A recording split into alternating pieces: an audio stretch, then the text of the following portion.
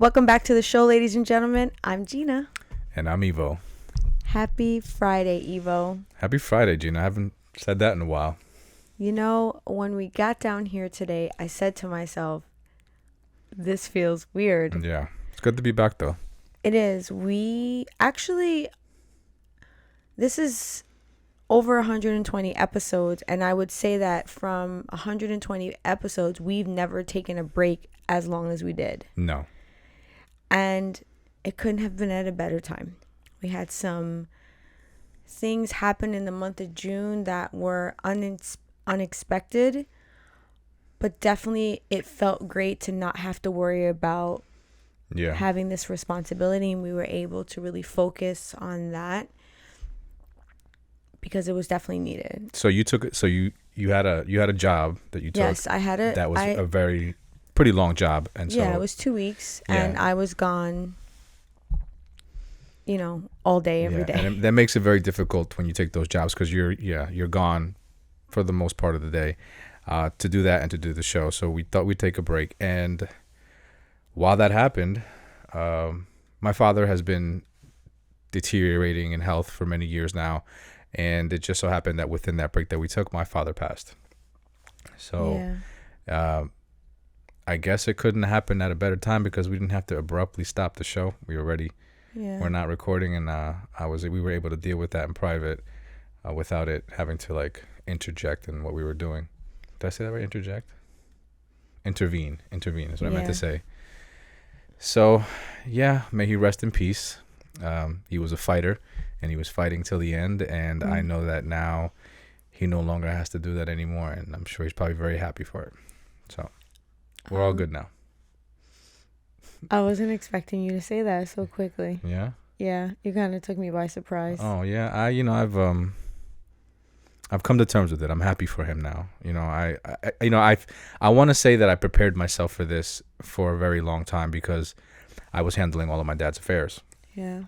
So being at the forefront of everything that was happening, I could kind of foresee, what was looming in the horizon. And I thought it would be smart to just kind of get myself ready and to not let it blindside me and to know that it was part of life and that, he lived a very long life and it was just a part of reality, So when it happened, of course, there was a grieving portion of it that I just couldn't have anticipated. And once I went through that, there was a sense of relief that came over me to know that he wasn't suffering anymore. Because I know that towards the end, there was quite a bit of that going on. So, and as I mentioned, he was a fighter. He fought tooth and nail, all his staff and, all the medical attention that he got. I mean, if I got constant phone calls from the nursing home and the hospital, how he was just being combative and all this other stuff because he just didn't like people messing with him. So he no longer has to deal with any of that anymore, and I find peace in that. Thank you so much for sharing that. Actually, that is the first time that you have shared anything publicly about your father. We have not said anything on social media or any of the platforms where we share our content. So, honestly speaking, you kind of took me by surprise. And I'm proud of you. Thank you. It's been a long road, and I'm glad that with the way things have turned out overall. Yeah. So. All right. On the flip side, we also have some good news. This episode is actually sponsored by Pho Spot in Edison, New Jersey. We're excited to say that because it is a place that we love to go to. So if you want the best pho you've ever had, you need to go to this place in Edison, New Jersey. I called it Pho Spot, but then I guess it would be Pho Spot. Yeah. Well, it's supposed to be with a question, like pho. So, and if you do go, definitely try their beef stew if they have it on the menu. I think because it's a special item. Yeah. So they don't always have it because they have a special person come in and make the beef stew pho. And if not, you can also have the Vietnamese crepe, which absolutely is mind blowing. So good, yeah. But I don't want to get too distracted here. I just wanted to say that they sponsored this episode. So shout out to FuzzSpot in Edison, New Jersey. So today we are talking about relationship. I'm gonna say that again. Please do. Relationship advice for men. Now, that didn't really like roll off my tongue the way that I wanted it to, but. Well, we're kind of like continuing our episode from our last episode. I almost wanted to say ago. Last week, right? Like, because it's just something that we would normally say. Yeah, we're continuing from our last episode. The last episode was about relationship advice for women. We didn't want to leave out the men in this situation because, you know, I guess that it would just kind of be fucked up, right? I mean, I guess, yeah, we want to give men some insight too. Yeah, I mean, you know, we gotta mix it up. Yeah, we gotta mix it up a bit. Thank you. You know what's interesting though, and I will say is that I go on a lot of other podcast pages, people that are giving advice relationship wise, and I tend to notice that when there's a really positive message being brought to the table, people will write things like, we need more stuff like this, we need more content like this is the messages that we really need to hear. But then there'll be less comments and less engagement on posts like that. But when I see really toxic shit, is when people are like commenting frantically. So I want to give people the things that they claim that they want to hear, but at the same token, I don't want to make it scandalous just to have people listen. Just the spectacle of it, right? So I really hope that this information that we're going to give you, you really take it and, you know, I guess digest it and absorb it, because this is coming from two people that have been together over 20 years. We have been married for 13 years. So I think that when it comes to relationship advice, we got a little experience. Yeah, just a little bit. Just maybe we got a little experience. We could take you through the trenches, you know. Like we can be your guide, right? Let your conscience be your guide. Let your conscience be your guide is what my brain said. Let us take you through the emotional roller coaster of relationships. So I'm gonna start us off, and the first thing that I want to talk about when it comes to relationship advice for men is learn to sweat the small stuff. And what I mean by that is to pay attention. Pay attention to the things that your women are doing, or your woman is doing, saying, and maybe behaving, exuding. So some ways that I think that it's really helpful for men to do this is to listen for cues that your woman may be saying to you, but she may be doing it very indirectly. So an example of that is, let's say your woman comes home from a long day of work and she sits on the couch and she goes, man, I had a really long day. My feet are killing me. What do you think would be an awesome thing to do in that example if your woman came home and said that? I'm going to put you on the spot, Ivo. I mean, you know, the poetic thing to do would be to give her a foot massage, right? Yeah. So that's what I mean by a cue. And why do you say the poetic thing? Because I feel like most guys would be like, you give her some Motrin, you know? I could just hear it. You know what I'm saying? So like, I think though, you know, the attentive thing to do, right, would be to create an experience out of it, right? Really show her that, you know, that you're willing to soothe and ease the pain, and that, you know, you're willing to go right to the source of it.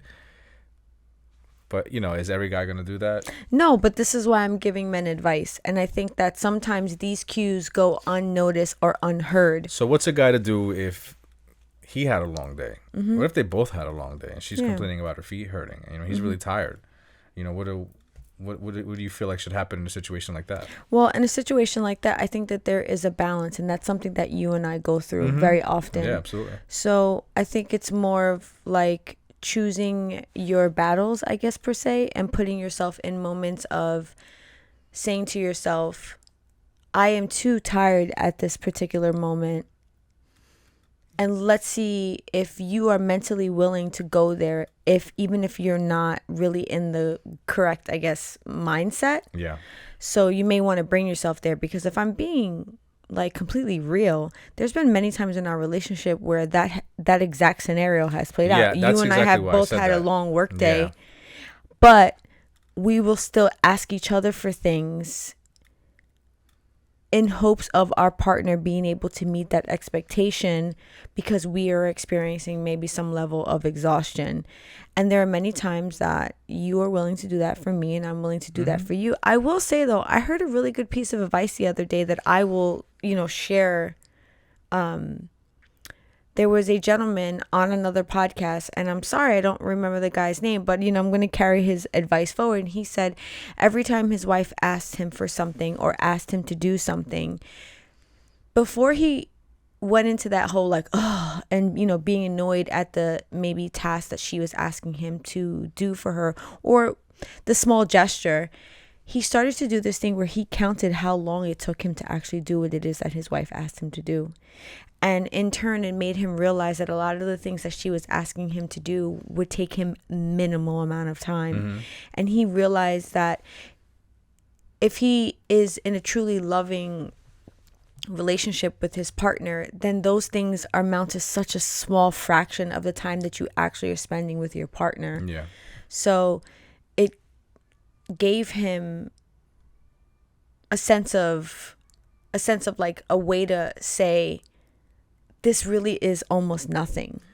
Yeah, I think it's a great opportunity for a man to show a woman that he loves her, right? It's a great way for him to express to her that here's something that I'm doing for you because I know you love this, right? So for example, I hate Vicks, hate it with a passion, right? I just don't like it. I don't like the smell of it. It doesn't do nothing for me. I've never used it growing up for anything. Jeanna loves it. She loves the smell of menthol. She loves to Why you put my because I'm going somewhere with this, right? And she will constantly ask me to rub. She has like a Tiger Balm that has has menthol stuff in it. She has this other lotion that's healing for her hand. That's has I think eucalyptus in it, which is kind of menthol, and even Vicks at times, which is like my arch enemy, my nemesis, right? And I hate it, but I'll still do it for her. I'll still massage her because I know that she loves it, and it's not about me. It's about me giving her something that she loves.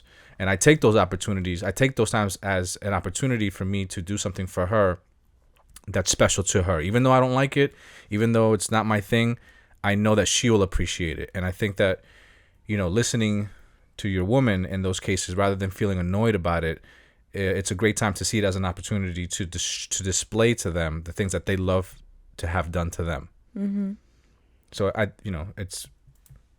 it's a great way to really change your perspective, because I can see how people might, a man might be annoyed, like, oh God, here we go again, or like, why, I don't want to do that, or like, maybe they don't want to pay attention because them having to pay attention is going to require them to do things that they probably really don't want to do.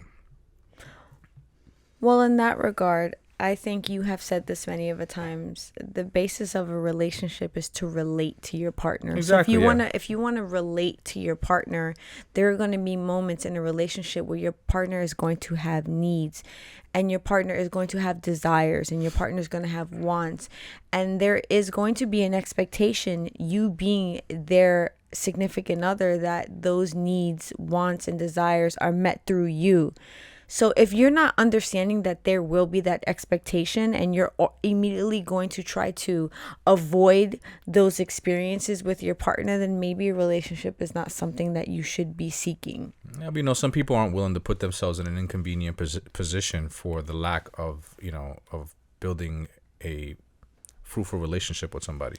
Well, then I think that in that case that there's a little bit more digging to do within that person. I think actually you're going to get into that a little bit later. I don't want to jump ahead, because if that is the case, then that person may be experiencing, and I may be assuming, but that may be a trend in that person's life, them lacking the ability to commit to something and meeting the expectations of whatever that commitment is.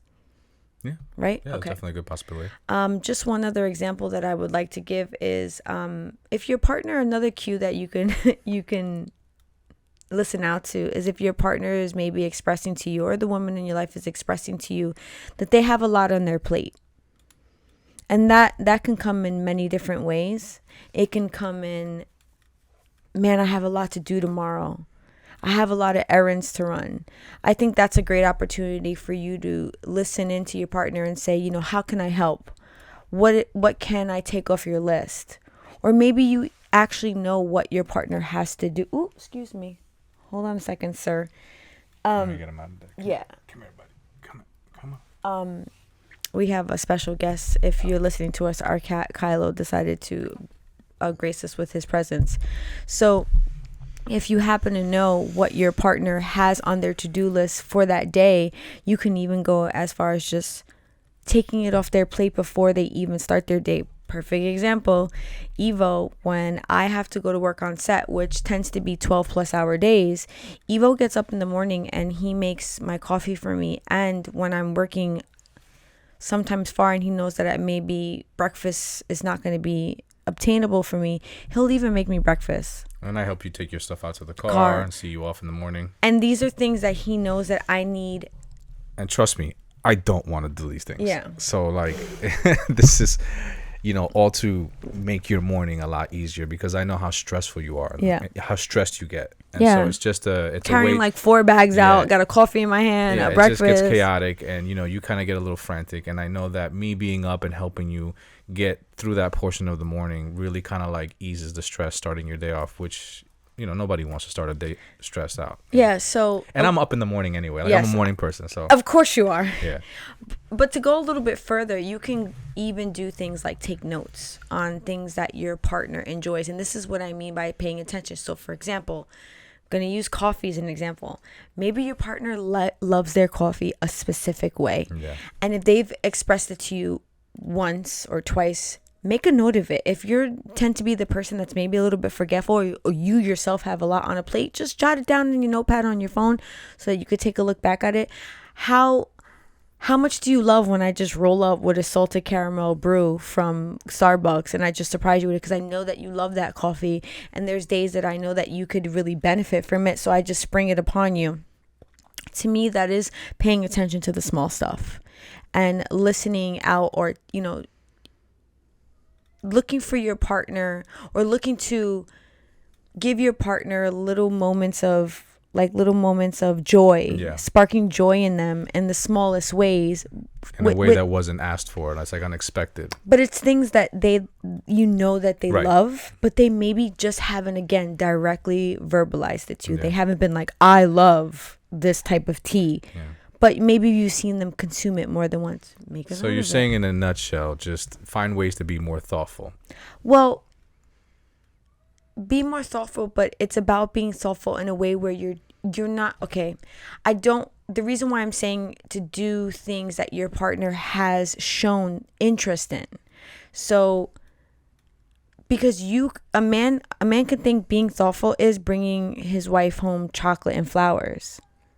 No, I'm saying I'm just simplifying what you're saying is take notes. Take notes on certain things. I mean physically take notes. Yeah, take notes on certain things that your wife is expressing or your significant other is expressing that they're interested in, that they like, right? And then, you know, routinely or spontaneously surprise them with those things. Yeah. You know, and make sure that they're accurately timed, you know, in a way that is fitting for the moment. Yeah. You know, that those little things, they go a long way when it comes to a woman. Yeah, if it's things like her favorite coffee order, her favorite cheat meal, you can even go as far as if your woman has a Pinterest account. Look at her boards. Check out the things that she's pinning. You learn a lot by the things that women pin. I have several Pinterest boards, and I know many other women that do because I chat with my girlfriends all the time and we talk about these things. And the last thing is, ask questions for more details. This is how you can pay attention, just asking questions. And I know that sounds super simplistic, but I'll give you an example of a way that you may not even be thinking. I myself like to read books. Maybe your woman does. Maybe she likes TV shows. Maybe she's doing something creative, or she likes something creative, or maybe she likes a particular clothing brand. Ask her why. Why do you like this book? Why do you like this show? You'd be surprised to find out how that can give you more of an in-depth insight into your partner to really understand why it is that they like things. I'll use myself as an example. My favorite movie is Edward Scissorhands, and I love that movie because I tend to find that I love dark, beautiful characters. I then gravitate towards a lot of shows, a lot of books that have these like dark, beautiful characters. Look at the paintings behind us. One of my favorite artists, Dustin Ballard, he makes dark, beautiful characters. So these trends of your partner's interest will then start to play out in other facets of their life. But if you're not taking notice, if you're not asking questions, you're going to bring them a gift, or you're going to try to plan an event, or you're going to try to do something special for them, and it just may fall short because you're not hitting it where they really love. That was something that I did. I noticed that you really like this artist. You expressed how much you enjoyed his drawings, and I got her all of these for my birthday. For her birthday. Yeah. And so prime example. Yeah. So gentlemen, take note. That literally take note. And with that, I turn it over to you, sir. Well, those were all great and very helpful. Thanks. Yeah. So my advice to men is more so looking inward rather than trying to pay attention to the details of your significant other or the relationships around you. I definitely strongly advise that before you really seriously think about investing time into trying to build a relationship, that one should build and have a relationship with themselves. I've heard quite often through the years of us being in a relationship, through many people that I've spoken to, the phrase, "Yo, I want what you got, bro." Yeah. I would, I want to live that life. Tell me what I got to do to have a relationship like that. What is it that you do? How do you make that work? And the short answer is, I spent a lot of time building a relationship with myself. Okay. Over the course of the years, over the course of the years, I did one thing that I think that was very helpful for me as I grew as a person, and that is, with every relationship that I had, I actually looked back in those relationships and tried to figure out what I could have did better in that relationship. And that's a tough thing to do. Not a lot of people do that. When they break up in a relationship, they're always more or less focused on what that person did bad, and they use that as leverage to kind of like traject themselves out of that situation to move on to something different, right? That's the fuel to the fire, right? That's the way they launch themselves out of it. I don't like doing that, because it takes the focus away about, it's a relationship. It was something that I did with someone else, and I'm aware enough to know that I wasn't perfect in that situation. And so I take a moment to like really reflect on the things that I did and how can I improve myself so that I don't make those mistakes in the next relationship moving forward. And I think that's a perfect opportunity to really improve things that nobody else is going to point out for you, right? Because especially that person that you were with, they're gone. So there's nobody else to say, hey, like, you could have potentially did better in this relationship in certain situations. It's all on you. Yeah, because a lot of the times friends and family are going to be very team you. So they're just maybe going to look at it like, that person. Exactly. And you're going to be, most of the time you're going to be complaining to your friends, and family about the things that your significant other did that really weren't, I don't know, the things that they did that you hated the most, that you really didn't like it in the relationship. The things that they did that annoyed you.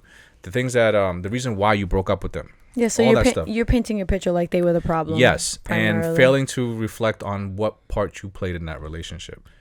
I was willing to accept that I had room to improve, and I did that by admitting my flaws, by taking the time to look at the person in the mirror and talk to him on a regular basis. Like, yo, you fucked up. You definitely could have did a lot better. And making sure that I tear that person down over time. So before, if you're not doing that, then I feel like you're just kind of bringing sabotage with you into the next relationship. You're not fixing anything about yourself so that you're a better person moving forward. I feel like that was that played a large part in who I was eventually when we met. When we met, you felt like I was just this person who was very sure of themselves, very secure of. I'm just smiling because you're actually speaking a little bit about something that I'm going to talk about later, and I'm so intrigued by what you're saying. But continue, please. Okay. I'm sorry, I hope you didn't think I was smirking for another reason. Yeah, I was wondering where what that look was. Yeah. Yeah, you were very interested in like how focused I was and how sure I was of my actions and how driven I was, and that's because I spent a lot of time adjusting who I was as a person, so that I no longer brought these bad habits along with me into my next relationships. Wow. And so I asked a lot of you, how many of you are willing to do that, to look inward in the face of failure? How many of you are willing to, in that moment when you want to feel the best about yourself in a situation that ended really bad, are you willing to look at yourself and admit and shed light on where you participated in the downfall of that relationship? I feel like that almost like that is the best opportunity to expose something that should never exist in the first place. So when you say that, it immediately brings me back to when we first started dating, and I was not mentally in the position that you were. You were, like you said, you were very sure about yourself, or you were very confident about yourself. And what that did was, it did a multitude of things. One, it like made me uber attracted to you. But the second thing it did was it made me really evaluate the way that I saw things and the way that I did things. And and for anyone that doesn't know Ivo and I's story, we dated and then we broke up, and then 5 years later we got back together.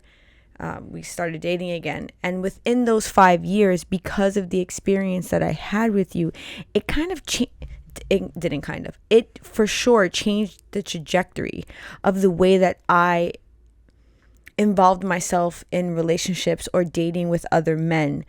I really was very clear about what I wanted and what I needed, because I really understood myself. Because I walked away from that relationship in the beginning very woe is me. I was doing that like, fuck this guy, fuck this shit, I can't believe that he doesn't want to be with me. And as time passed, I then reflected upon myself in that relationship, and I realized that I misled you from the beginning. I took a hard look at myself, and I was like, not only was I lying to him, I was lying to myself. I want to say like 80%, because initially I was very much in that initial position. I was looking to date casually. Yeah. But the moment that I felt the feelings and the way that I wanted to do things shift, I was not truthful about it with you. You weren't. And I was just kind of riding along like, yeah, this is cool. This is cool. This is cool. Until one day I saw that twinkle in your eye, and I was like, I've seen that before, and that's not supposed to happen right now. I was like, I'm good. I'm good. Like, yeah, I'm still doing me, and it's all good. And Ivo was like, no, you're in love. You're in love. And I gotta go. So I made sure going forward that when I didn't feel a spark with someone, I didn't feel a connection with someone, I was very truthful with them. I was like, hey, listen, really, this has been great. You're cool, or, give them a synopsis of who they were. And I would just,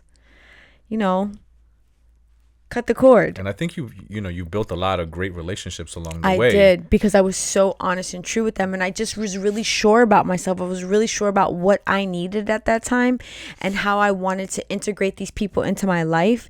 And if it didn't feel fitting for me, I was more than happy to say, hey, you're a great person, like I enjoyed this time, but I don't feel like this is a right fit for me, so I'm gonna have to stop seeing you. And so many of the men that I dated really respected me for that, because I was just so honest with them.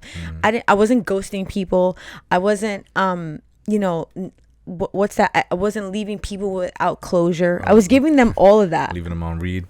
On red, yeah. That wasn't really a thing back then, though. No, I know. I'm just more relating to the back to then. the Oh people my now. God, I sounded real fucking old just now when I said that. Back then, when we did T9 fucking texting on my fucking, we was doing shit on back my in the day Nextel. that just doesn't exist today. So Yeah. there is a back then for us. Yeah.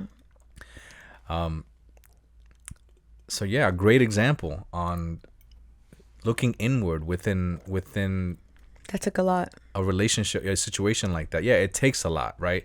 And so the message that I have in this is that when people say to me, how do I get to where you are? Understand that going anywhere in life requires to pay a price. There's a price to pay for anything that you do in life. If you're going to go from here to there, whether it's going to cost you energy just to walk there, that's a price that you have to pay. In my specific situation, in order for me to become the person that I became, the price that I paid was being selfless and looking within myself to improve myself in the most important situations where I didn't want to. And if you're willing to pay that price, if you're willing to take your ego out of the picture and know and admit that you always have improving to do and seek those opportunities when they become present to improve yourself, then eventually what you will become is something that is so sharp and precise that the minute that the opportunity presents itself in front of you, you're going to cut it. You're going to cut right into it. And I mean this because once Jeanna and I became an item, I knew it. I was so sure of what I wanted in life at that point, of who I was as a person and where I wanted to be in a relationship and the things that I didn't want in a relationship, that when she came about, it was that saying, that cliche saying, like, when you just know, you know. Yeah. But you knew because of all the work that you put in before. Yes, all the work that I had put in priorhand, all the heartaches that I had been through, all the broken relationships, all the failed relationships that I went through, all of those opportunities that in those moments I asked myself, what did I do wrong? Yeah. Where could I have been a better person, right? Because there was a saying that I heard one time that you don't look for a wife. You carry yourself as a husband, and a wife will find you. So I tried to sharpen myself and carry myself in a way that just by my everyday actions, I presented myself in a way that when a person that could relate to me, who I was, would see me from a mile away. And when you say that, I know to the core of who I am what you mean when you say that, because when we got together the second time, you were not in the best of ways. No, I wasn't. And I remember still saying to myself, nah, this is a gem right here. And I remember laughing sometimes to myself of all the other girls that let you go. I was like, nah, fam, they fucked up, because this right here, this shit is gold. I just need to dust it off a little bit, but it's there, Yeah. And I could see that in you. So I truly believe that you, even though you had lost your way a little bit in life, you were still in core values what Ivo represented. And I could see that shit in you. And yes, it may have been the second time, but you were that person before. Yeah, I was still, always that person. You still held these core values that I truly was like so intrigued by. Yeah. And I knew that there was longevity in it. Yeah. But it takes one to know one, Absolutely. It's okay. I'm just want to think about how I want to say this, because right now I have it in thought. Mm-hmm. Some people may think like, okay, wow, you dated this beautiful girl in college, like, and she wanted to be with you. She was in love with you. Like, how could you just turn away from that, right? Because I had spent so much time knowing what I needed to do to be better in a relationship, I knew that in that current situation, I didn't have it to give. I had done so much self-reflecting in the past that I knew that emotionally I was in a place that for me to be where I wanted to be, I didn't have it in me to give it. And I was so sure of that, right? So when I saw you and we were in this place where like you had all these feelings for me, I knew myself well enough to know that to give you what you needed or to give you the best of me, I didn't have it. Yeah. And I would never at that point in life present myself anything less than. And then fast forward 5 years. So I was like, "Oh, I'm sorry, we can't do this." Yeah. And then fast forward 5 years, I've really got my shit together. Oh, yeah, you did. And then I had everything to give you. Yeah, you did. But was still willing to be like, I have it. Mm-hmm. I'm not sure you're there right now, though. So I'm gonna be here. But let's chat about this. You definitely played your cards right, for sure. Well, that was because I really took the time to reflect and say, what does Jeanna need? Not what I want, because I can, if you always act on your wants, you can get in a lot of trouble. At that point in my life, I was looking for what I needed, not what I wanted.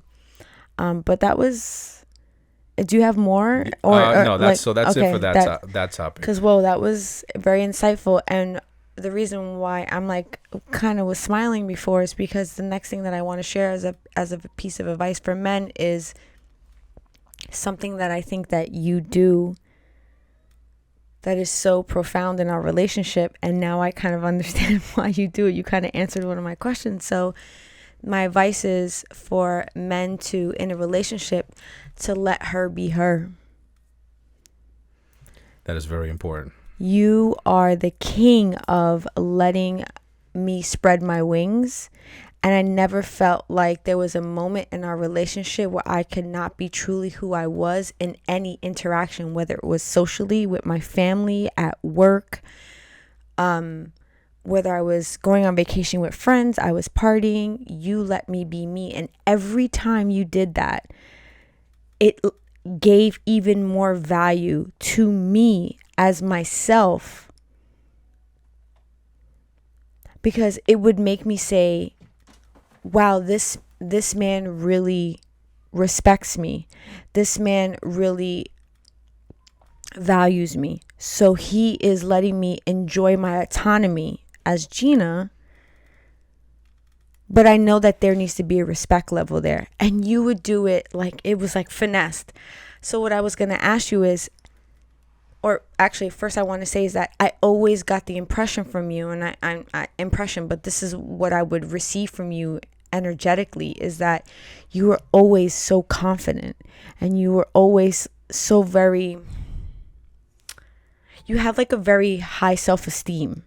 Yeah, I did. And I wanted to ask you, where do you think you got that from? But I feel like you kind of answered that already, which kind of blows my mind, because I was going to ask you it. And as you were saying what you said just previously about this self-reflection that you did, and looking back at other relationships of how you could have improved and where you fell short, that built your confidence. That built your self-esteem.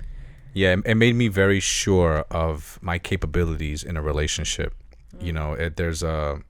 I once heard somebody say, how do you know where you're going if you don't know where you've been? So when it came to our relationship, knowing where I had to go was a direct product of realizing where I've been. Yeah. And it's funny that you mentioned that in our relationship, because I was so sure of what I needed to do in a relationship to make it have the best chance ever, right? I knew what I needed to do to perform my best, right? And all I could ever do in a relationship is bring my best foot forward.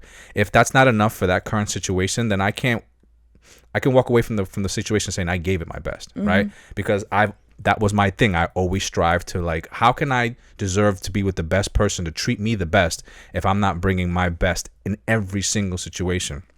So with you, it was a bit of an experiment, because I noticed that you were like a social butterfly. And I know that may be problematic for a lot of men.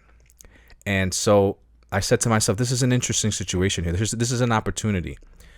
I obviously am very confident that I bring value to this relationship. And she can see that because I demonstrate that regularly, and I show her. I want her to be able to be in a relationship where she has someone treating her like she deserves, and also allows her to be who she is as a person freely. What will that environment do for her as far as her feelings for the man that she's with, right? That was my thesis on all of that. Like I was wondering, what would be the product of that, right? So I decided to try to create it and to see how you would respond to it. Yeah. Because for me, if it worked out perfectly, that would be amazing for me. You would look at me like, this man loves me so much and he lets me be who I want to be. How could I not see this and feel like I'm like one of the luckiest persons ever? And that's exactly how I felt, because it was a risk. My 2 past relationships were men who felt the complete opposite about that. Yep. That they wanted to apply restrictions to who I was. And once I got a taste of that, I immediately knew that I did not want that. And there was no way that I was going to be with a man that was going to say to me, you can't be free and have fun and enjoy life and be with your friends. There was no way, because to me, that is part of my life. So to say that I can't do those things, you want to restrict me because of your own lack of self-confidence, because of your own lack of self-esteem, that's not fair to me as an individual. Interestingly enough, I know a lot of people have been reading about this thing that just came out about Jonah Hill and his ex-girlfriend. I did. I caught some snippets of that. So his ex-girlfriend releasing these text messages that they had between them. And I thought it was an interesting thing that I wanted to touch on, because Jonah Hill came out with a documentary with his therapist where, you know, he talks about how this therapist really helped him. And a lot of people in the comment section were saying that how he was being manipulative, because he was basically using the things that he learned in therapy to try to manipulate the situation that he was in with his ex-girlfriend by saying things to her like, I don't want you posting pictures of you in a bathing suit on Instagram. I don't want you hanging out with men that are surfers. Meanwhile, she's like a surfer, you know, that is her career. I don't want you hanging out with friends that don't have anything good going on in their life. He just basically listed off a number of things that were claim unclaimed boundaries for him. These are my boundaries. And if you can't respect these boundaries, then if these things, and then he like politely said, if these things bring you joy, then we're not meant for each other. But the way that he framed it was, these are my boundaries. And I don't think he really understood what a boundary for an individual means. And the reason why I bring this up is because in those moments where you gave me the space to be me, to let me be me, and to spread my wings, that did not mean that you didn't have your own boundaries. Right. Things that you said, go out and do you, go out and have a good time, you know, go and build your career. But my boundaries are, I don't want to be lied to. I expect loyalty. I expect you to represent us yes. in every aspect of the way when you're by yourself. Yeah. And I expect you to, you know, like, really value our commitment to each other. Those were like your 3 things. Like, don't lie, don't break my trust, and respect our commitment. And those were your boundaries. As long as I didn't cross any of those boundaries, as long as I wasn't going out and doing things and not telling you, and, you know, I can't tell you how many times Ivo and I have gone out to, you know, an event or a club, and he's walked away from me and he's come back and there's been a guy there talking to me. And the minute he comes back, and Ivo may have been gone for like 5 minutes, the guy that's talking to me already knows that I have a husband. And as soon as Ivo would walk up, he'd be like, oh, wow, this is him. Because I find the most slickest ways to like just drop in that, because humans are humans. They're going to want to interact with each other. So I'm going to let a person come up to me. And if it's a man trying to engage with me where he's looking to, you know, maybe because he's interested, I'm going to let him say what he's got to say. And I'm like, that's really nice. You know, my husband's over there actually getting me a drink, or whatever the case is. I will immediately apply that information, because I'm still respecting your boundaries. I'm valuing our commitment. I'm valuing, you know, my loyalty to you. So I think sometimes those 2 things get misconstrued. When you say to someone, I don't want you to do these things, that's a restriction. That's not a boundary. And a boundary should apply to you, not to them. Yeah. You know? Yeah, I agree. Or boundaries within your relationship. As 2 partners, how do we feel together? What are things that we mutually feel like we should not go past? So you feel like that he should his approach on that situation should have been more so like, I'm not comfortable with certain situations, right? Not that if you're gonna be with me, you can't do these things. More like, this is your lifestyle, and I respect your lifestyle, and this is just not for me. Yes. And just respectfully bow out of that situation. Correct, because he knew going in. He slid into her DMs. And then he tried to change her. It sounds. I don't even know if he was trying to. It sounds like it. Yeah, it sounds like he's and trying to like. I don't want to speculate, but it definitely sounds like he was saying, these things that you do that are part of your life currently, I don't want these things to be done. Yeah. That is a restriction. Yeah. That is not a boundary. Yeah. Definitely part of my whole approach was, I accepted you for who you were as a person. And so noticing that you love to be out, when you're out and about and we're in social settings, you love to engage in mentally stimulating conversations about many different topics. And I know this about you. I know how, the exchange of interest and certain things, or like, you learning about things that you're interested in from another person that has a similar interest, and that they tell you something about what it is that you're interested in that you don't know, creates a great conversation. You can exchange information back and forth and feed each other knowledge about something that you have a common interest in. And I see the way that you light up, and I love watching you light up like that. I feel very confident enough to not be bothered by that, because I know that if you were to mishandle that situation and betray me in a way that was you were taking advantage, basically, because you were given the space to engage with another person that may have shown interest to you, at the end of the day, that's a risk that I'm willing to take. I know that a lot of people probably listen to this like, yo, like, that's crazy. I would never create that opportunity, right? But that's where I see the opportunity. That's where I see the ability to build strength, by creating those situations and building the foundation of being able to respectfully exist in those spaces. And I know that if it did not go the way as planned, that I could walk away with my head high saying I did my best to try to make that work. And it wasn't me. It wasn't me. And I just find confidence in that, right? That's why you were like, you were so attracted to that confidence in me, because I was always okay with it. I just feel like the concept of everything in moderation can be really applied to any situation. I almost feel like if you think about restriction or the controlling aspect of something, if someone says, I'm going to try this particular diet and I'm not going to eat this particular food, it's been proven time and time again, when you restrict something that you normally should be intaking, like 95% of the people fall off the bandwagon and they go right back to consuming that, piece of food, because it should be part of their diet, right? So me socializing, me interacting with people, me having engaging conversation should be part of my everyday life. But if my partner's telling me, no, you can't do that, maybe I'm going to be able to uphold that for a little bit. But that shit is going to come seeping out of me, and it's going to cause a relationship to be unhealthy. And do you want to be in an unhealthy relationship? Because then you're going to create unhealthy habits and unhealthy interactions between you and your partner. And I don't really think that is like, if there is a goal in a relationship, I don't think that is the goal. And I think people confuse those two things. I understand that jealousy is a very natural human emotion, but there's a big difference between healthy jealousy and unhealthy jealousy.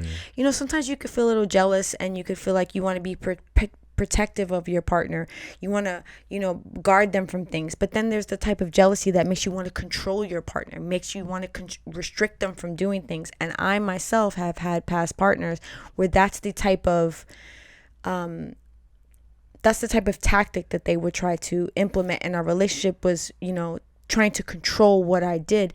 And for any men out there listening, that shit doesn't work. Because what winds up happening is, if your partner is smart enough and truly loves themselves, they're not going to allow someone to control their life. They want someone to enjoy a life with, to build a life with. And it doesn't work on so many levels, because even for the partner that is controlling, that shit becomes exhausting. Why would you want to try to be controlling another human being? That means that you're gonna then be lacking growth on yourself, because you're exerting so much of your energy into that other action with that partner. It's actually, for somebody who's insecure, it's not exhausting, because they're what they're doing, Gina. That's worrisome for me. It's but see, that's hard. I can understand how that's hard for you to wrap your head around, right? But it's not. But I hear you. What they're doing, Gina, is that they're protecting their insecurities, and there's no that doesn't you don't get tired of protecting yourself.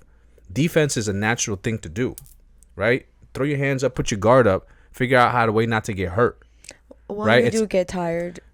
Okay. But what I'm saying is that you're saying that controlling someone can be exhausting. Mm-hmm. The controlling portion comes from the insecurity. Yeah, right? No, I'm trying to control you so that you don't make me feel insecure. Right? So your actions don't trigger my insecurities. So if I can control your actions, then I won't feel these emotions of insecurity, when in reality I should be dealing with my insecurities. Correct. So that your actions don't trigger my emotions. Yeah. Right? But then that goes back to what I was saying earlier, which is reflecting upon yourself to improve yourself, so that you're always walking around confident about who you are, and the situations around you, they don't manipulate the way that you feel. I completely agree. Right. But I do know that being in this like constant survival mode for your insecurities will wear you down. Well, I believe it's easier to try to control the environments around you than to control yourself, right? Because you're battling yourself. You're like, that is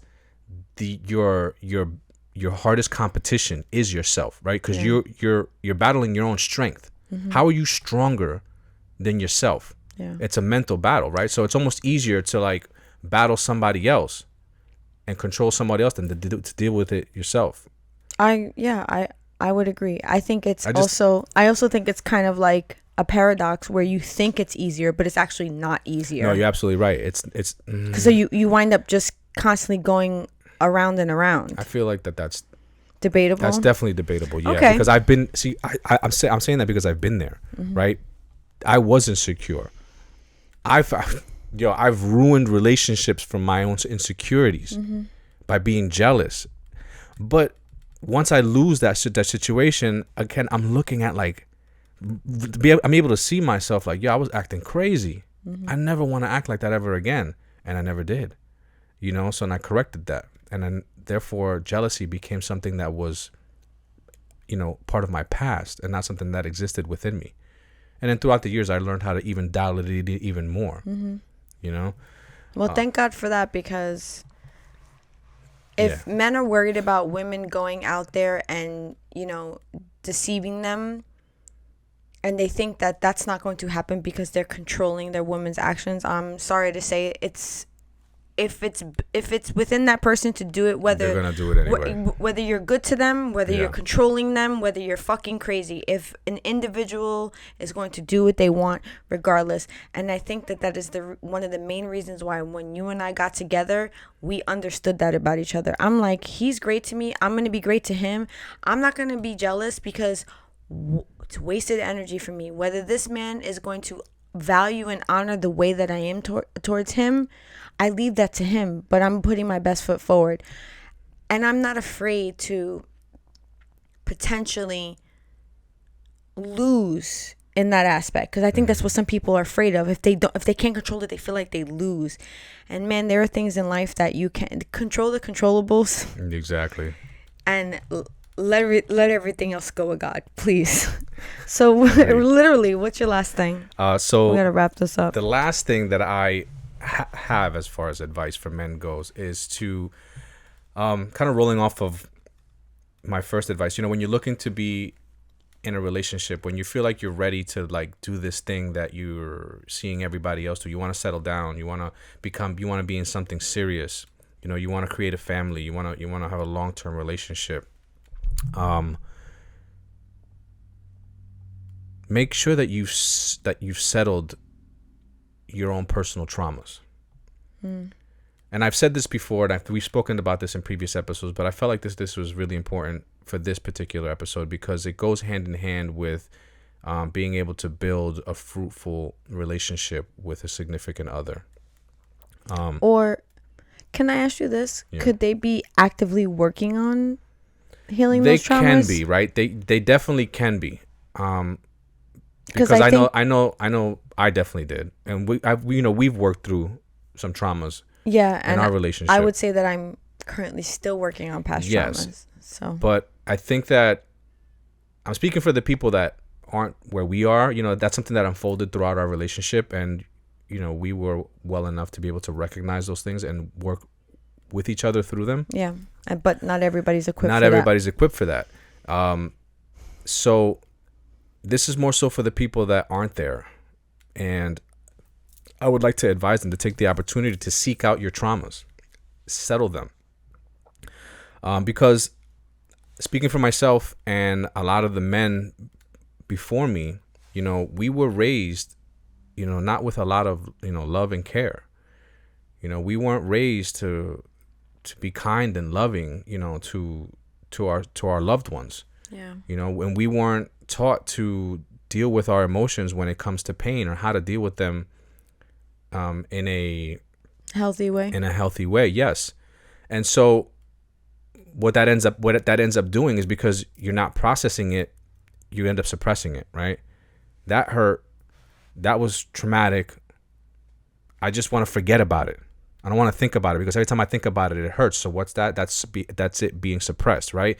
And so emotions are an eruptions of feelings. And when you take something that's eruptive and you suppress it, you put pressure in a box. Mm-hmm. And we all know that pressure busts pipes. So if you're walking around with a pressure box inside of your heart, eventually you're going to find yourself in a situation where that thing has been packed down for so long, and then something happens within your relationship that you're currently in that triggers that, and it comes out explosive. And then you pass these traumas on into your own relationship. And Ivo, you have felt that firsthand from me. Yeah, absolutely. Absolutely. We went through something like that. Yeah.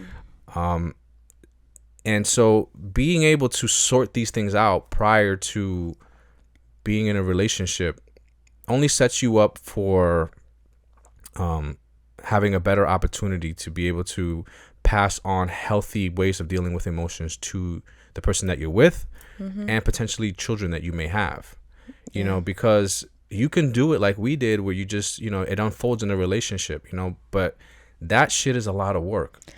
Yeah. And I thank God that Ivo is the selfless, loving human being that he is, because when my past traumas erupted, because that's what happened. And to give a little insight so that people aren't completely lost, I have a lot of childhood trauma that I packed in real good. Real good. And Ivo thought that shit was Pandora's box. Yeah. Ivo just thought I was just like this well-machined oil. And then one day he walked in the house and I was broken in pieces. Yeah. And I'm still on that journey. And I think giving that advice to anybody is so helpful, because I wish someone would have told me that, you know, hey, seek some help for these things that you have gone through and are going through. But that's why I say, could they be actively working on it? Yeah, they can be actively working on it, but just understand that, you're potentially bringing something into your relationship that doesn't really need to be there. Mm-hmm. Fortunately for us, we've been able to weather the test of time, and we've been able to work through it, and it's brought us closer together. Yeah, for sure. And I would say that, to give a little bit of time reference, that happened about 10 years in. Yeah. So it's brought us closer together, and that's one of the things that have built a strong relationship that people see when they see us, happily together, right? We've worked through these traumas, but people who aren't properly equipped to deal with these traumas eventually split because they don't know how to process these emotions. They almost, point at each other like, yo, you got issues. I can't deal with this shit. Mm-hmm. I'm out of here. Fuck this shit. I got my own issues to deal with. And you can see how just even speaking about it in that way doesn't complement a relationship. So if you find yourself kind of like, looking over at the grass greener on the other side, and you see people that look like they've been in a long relationship, and you want to kind of like, get into that because you're tired of the dating scene. And from what I heard, it's rough out there right now. And there's a lot of people that just don't believe that they can be in actual relationships, because there's probably a lot of people walking around with a lot of fucking trauma, unresolved trauma. Yeah, because the grass is always greener, but when you pick that shit up, it's brown. There's dirt. There's brown on the other side of that grass. So, and as homeowners, we know that firsthand. Yeah, as homeowners. But that's wonderful advice, Ivo. Let's go to the cards, and we're gonna wrap this episode up. What color you want? I don't give a fuck. Just give me anything. A la fuck it. A la fuck it. A la fuck it. Here you go. Look. Pick a card. Any card. Okay.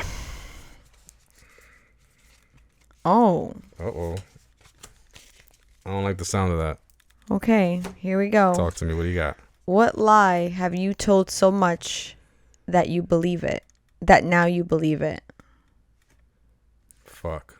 That's a tough one, because I'm not. Yeah, you're not a liar. I'm not a liar. I'm like, I'd rather just put the truth out there. What lie have I told so much? I don't even think you want to think about that like literally. Nah. Like, think about it maybe in a less literal way. Like, not an actual lie that you told someone. Has there something you told yourself? I mean, I've lied to myself plenty of times and told myself that I'm going to be all right. That's what I was getting at. Yeah. Because I've seen you do that. Yeah. And sometimes it hurts me to see you say that. Like just recently, the passing of your dad. People would ask you how you were, and you would say that you were fine.